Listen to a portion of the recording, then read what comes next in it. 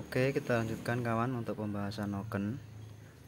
Di sini saya juga baru belajar ya kawan. Jadi saya tidak bermaksud menggurui atau bagaimana, ini hanya sekedar sharing. Sekaligus yang utama itu sebagai dokumen saya pribadi ketika suatu saat nanti saya membutuhkan ilmu ini dalam perbaikan atau penggantian bearing atau bagaimana ya kawan. Jadi sedikit saja ini, ternyata bearingnya ini bisa dilepas kawan. Caranya dengan menggunakan tracker, kita tarik yang ini. Atau kalau kawan-kawan tidak punya tracker, kalau bisa menggunakan alat pemukul ya mungkin ya. Alat pemukul mungkin kalau kawan-kawan tidak punya tracker. Tapi hati-hati ya kawan, jangan sampai membuat bagian yang ini catu atau rusak begitu ya. Kita tarik menggunakan tracker. Coba kita lihat posisinya ini ya, posisi bendolanya ini bagaimana kalau di noken. Ini bendolanya ada di sini ya kawan. Ini untuk baut peletakan gigi sentriknya.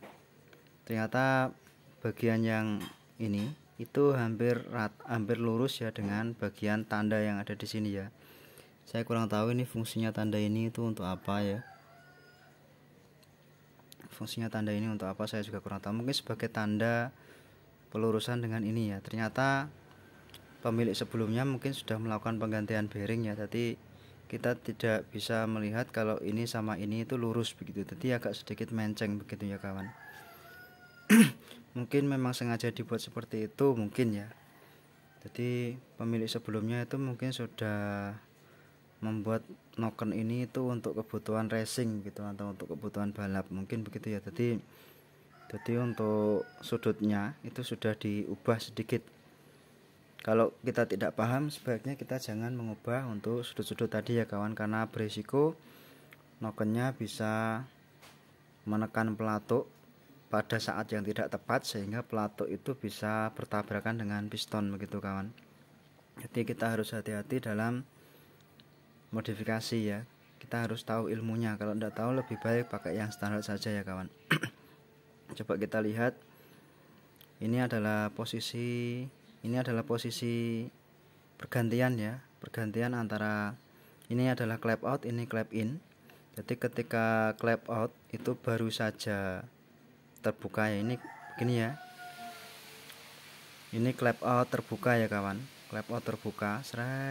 Kalau clap out terbuka berarti membuang asap ya. Dalam proses pembuangan asap, asapnya dibuang. Terus ketika asapnya sudah selesai terbuang semua, clap out akan tertutup kawan. Ini akan rata begini ya.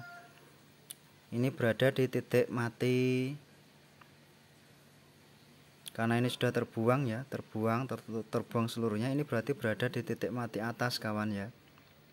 Ini berada di titik mati atas. Maaf ya kalau saya keliru ya. Berarti titik mati atas itu ketika posisi knocknya ini ada di bawah begitu ya kawan. Karena templarnya adanya di atas ini kawan. Jadi ketika clap out itu baru saja terbuka, berarti kan membuang asap, kemudian tertutup, berarti kan piston itu sudah berada di atas kawan, sudah berada di depan dia. Namanya titik mati atas ya kawan.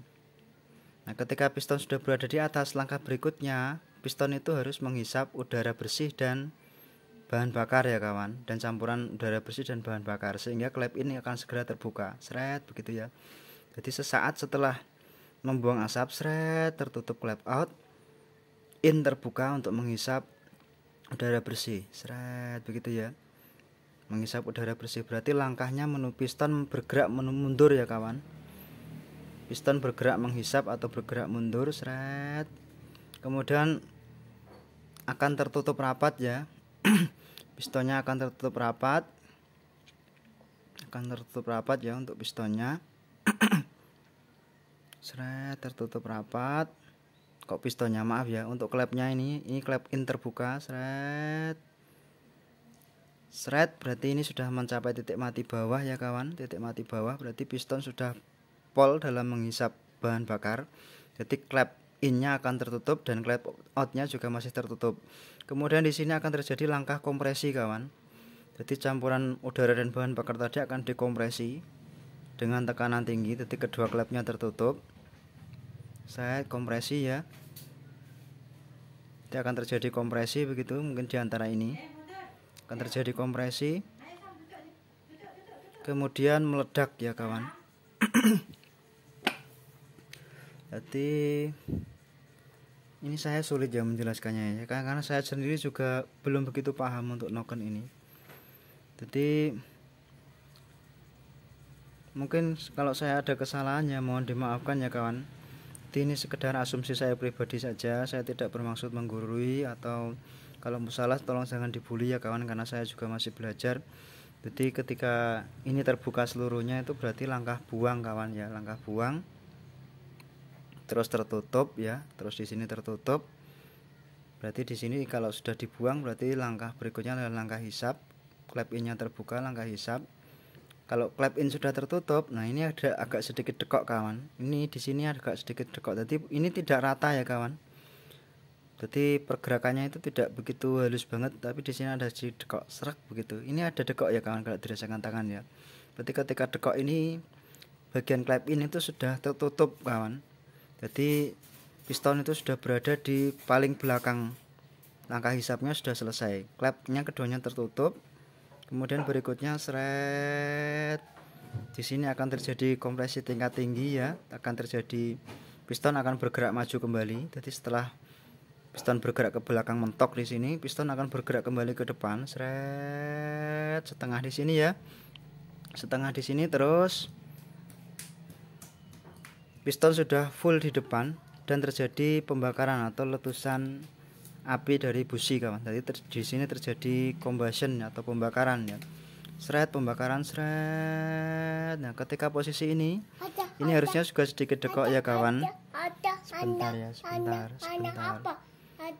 Di sini terjadi pembakaran seutuhnya dan ini piston sudah kembali ke posisi bawah sendiri. Terus klep buangnya terbuka sehingga asapnya akan dibuang kembali. Begitu ya kawan. Anak. Bapak ngerekam dulu. Isam ke sana dulu ya. Mungkin ya kita ulangi lagi ya. Jadi kita mulai dari langkah ini habis buang ya, habis buang asap seret truk begitu ya. Ini sudah tertutup seluruhnya untuk klep buangnya. Kemudian langkah berikutnya adalah hisapan kawan. Di sini akan terjadi hisapan, seret, hisap, seret, hisap, terus tekan. Jadi kita ulangi karena 4 tak berarti 4 langkah ya kawan. Kita mulai dari proses buang ya, seret. Ini adalah proses buang, buang, seret, buang, seluruhnya sudah terbuang. Setelah buang akan berikutnya langkah hisap begitu, hisap, seret, hisap, hisap, seluruhnya dihisap. Jadi kalau buang itu piston bergerak maju, bergerak ke depan, atau saya istilahkan maju ya kalau ke depan ya. Ini piston bergerak maju mendorong asap keluar. Seret. Piston sudah pol di depan. Isam ke sana dulu ya.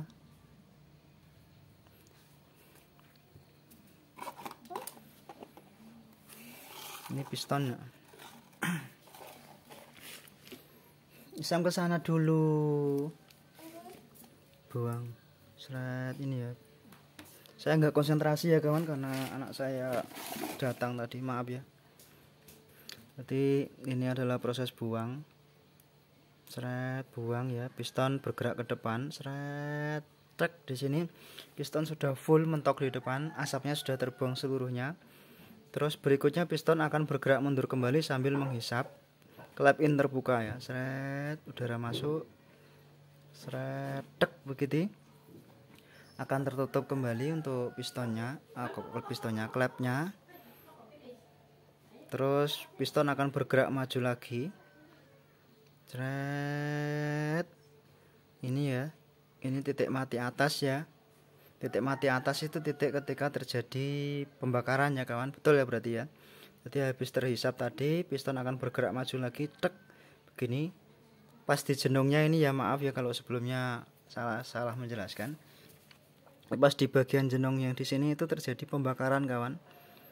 Jadi di sini adalah titik mati atas, busi meletup kawan, sehingga akan mendorong piston untuk kembali ke belakang ya, atau mundur. Seret, akan mundur sambil membuang asap kembali. Asap dibuang, seret. Hisap lagi. ya, asap dibuang, seret, asap dibuang, seret, hisap lagi, tek, penghisapan selesai, terjadi kompresi atau tekanan tinggi, seret. Terus ketika di sini terjadi ledakan busi sehingga piston akan bergerak mundur lagi, terjadi pembakarannya di sini, seret, di sini akan terbuka untuk klepnya. Di klep outnya di sini akan terbuka, seret, ketika sudah hampir penuh ini terbuka, begitu ya.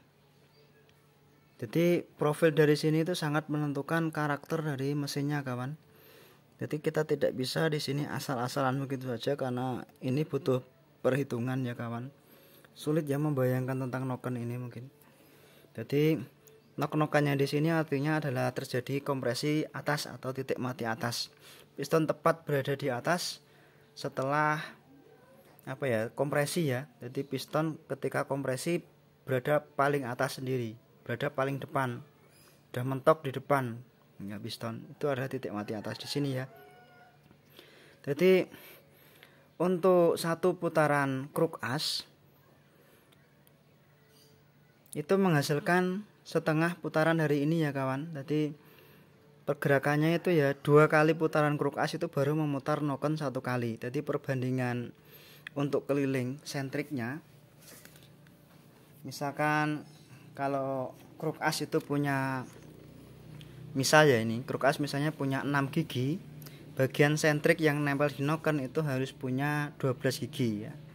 Jadi 2 kali putaran kruk as itu baru 1 kali putaran noken, begitu ya kawan penjelasannya. Jadi kita tidak bisa asal mengganti sentrik motor A ke motor B, begitu tidak bisa, karena mungkin ukuran gigi yang ada di kruk asnya itu juga beda. Kalaupun diganti, kita juga harus mengganti gigi yang ada di kruk as kawan. Oke, kita lanjutkan untuk pelepasan bearingnya kawan ya. Kita menggunakan tracker. Saya pakai merek ini ya kawan, karena saya sedikit percaya dengan merek ini, Multipro ya kawan. Itu jauh lebih murah daripada punya Tekiro. Kalau kualitasnya ini ya kawan, kualitasnya ini sudah saya coba trackernya untuk melepas tadi, ternyata ujungnya ini sudah mulai peyot ya kawan. Jadi kualitas ujungnya ini ya, tapi kalau ulir bautnya masih utuh ya kawan. Mungkin karena dia bergesekan ya kawan, makanya mulai peyot, menyesuaikan permukaannya tadi. Udah ya, ini kita kondisikan ulang. Nggak apa-apa, ini kita hanya belajar saja ya kawan.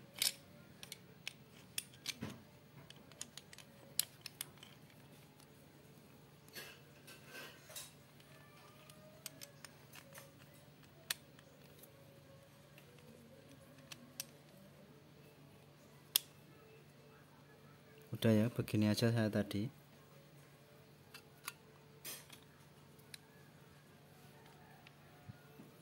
Ini juga dikencangkan mungkin ya supaya dia bisa tercapit. Ada kuncinya kawan, ini sudah lengkap. Saya tidak mendapat endorse dari sini ya. Ini hanya berbagi saja. Jadi merek-merek kunci yang bagus itu merek Tekiro, begitu bagus ya kawan. Kalau Multipro itu saya rasa juga bagus. Ada juga yang Kentaro, ada juga yang Molar begitu. Molar juga lumayan ya, lumayan bagus. Tapi kita tidak bisa simpulkan semuanya bagus ya kawan. Kadang bagus di salah satu produk, tapi mungkin produk lainnya juga biasa aja, juga ada seperti itu. Mungkin juga banyak juga produk tiruan juga bisa ya kawan. Ini keras sekali ya untuk bagiannya di sini ya. Untuk bagiannya di sini itu sangat keras sekali kawan. Beda dengan pelepasan lahar yang ada di sini. Karena ini jangan sampai goyang kawan. Kalau ada goyang itu nanti pistonnya bisa nabrak kawan. Jadi harus betul-betul presisi untuk itu. Ntar ya kawan, ini geser.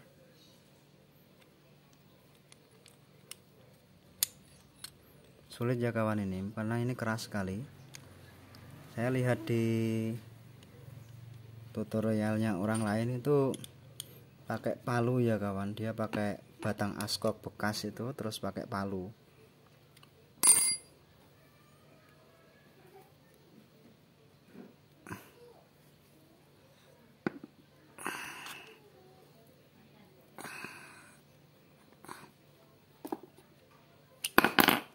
Udah ya kawan, ini sudah terlepas ya. Ini memang ujungnya itu sedikit melebar ya kawan. Kita lihat bagaimana kondisi tracker sama kondisi untuk peletakan sentriknya itu apakah masih bisa. Untuk dalam pemasangan kita bisa pakai alat press ya. Bisa pakai alat press atau mungkin kalau tidak punya ya kita paksakan pakai palu, mungkin juga bisa kalau pemasangan. Cuma untuk pelepasan itu sulit ya kalau misalnya pakai palu. Udah ya kawan, ini sudah.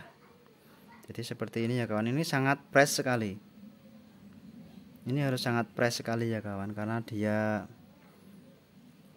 kenapa kok tidak di model baut yang di sini ada seperti spi atau apa begitu ya. Kenapa kok pabrik tidak membuat ini seperti model spi? Padahal di sini juga kalau kita amati juga ada bagian ininya. Kenapa kok tidak dibuat model spi atau mungkin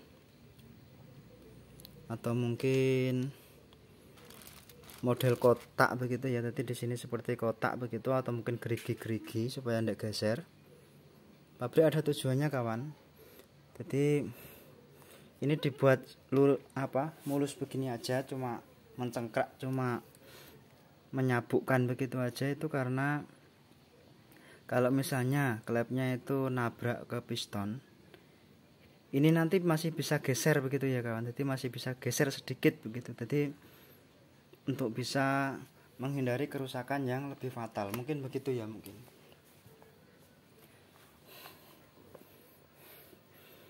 Atau mungkin saya juga kurang tahu ya. Jadi posisinya tadi begininya kawan. Coba kita ingat-ingat lagi, tadi posisinya begini. Ini bagian jenongnya, ini titik mati atas. Baut yang ada di sini tadi lurusnya dengan ini ya, tapi agak sedikit begini ya tadi ya kawan. Agak sedikit begini, jadi gak lurus full.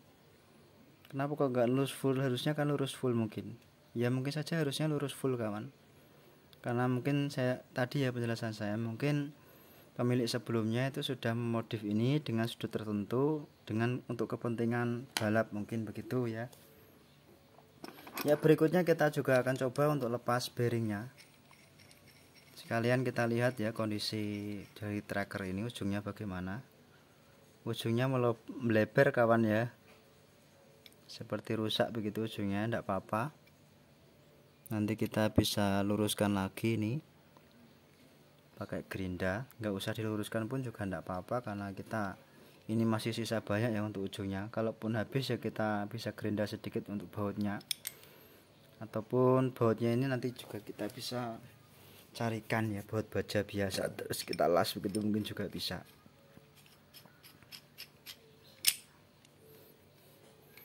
Inilah ya, saya lebih suka tentang motor ya, tentang motor ya, tentang mesin-mesin daripada tentang elektronik begitu. Karena elektronik itu sulit kawan ya. Perbaikan elektronik itu ya kalau paham gampang ya, tapi kalau orang awam sulit ya kawan memperbaiki elektronika itu.